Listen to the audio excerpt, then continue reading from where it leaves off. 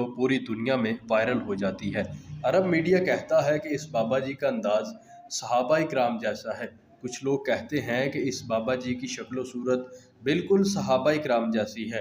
कुछ लोग कहते हैं कि ये बाबा हजूर अकरम सल्लल्लाहु अलैहि वसल्लम के दौर से आया है। यहाँ तक कहा जाता है कि सऊदी शहजादे ने भी इस बाबा से मिलने की ख्वाहिश जाहिर की है। ये बाबा जी का आखिरी दिन था मदीना में जब इनकी वीडियो वायरल हो गई। इस वीडियो के बाद एक तफसीली वीडियो भी सामने आई जिसमें पता चला कि बाबा जी पाकिस्तान के सूबा बलूचिस्तान के रहायशी हैं और इनका नाम अब्दुल कादिर है। बाबा जी इंतहाई नेकबख्त, शफीक और सादा तबीयत के मालिक इंसान हैं जिनकी सारी ज़िंदगी सादगी से गुजरी है और वो एक चरवाहा है। सारी ज़िंदगी बकरियां चरवाने में गुजारी है। उम्र के इस हिस्से में इस बाबा जी ने अपनी दिली ख्वाहिश यानी मक्का मदीना की हाज़िरी के लिए सफ़र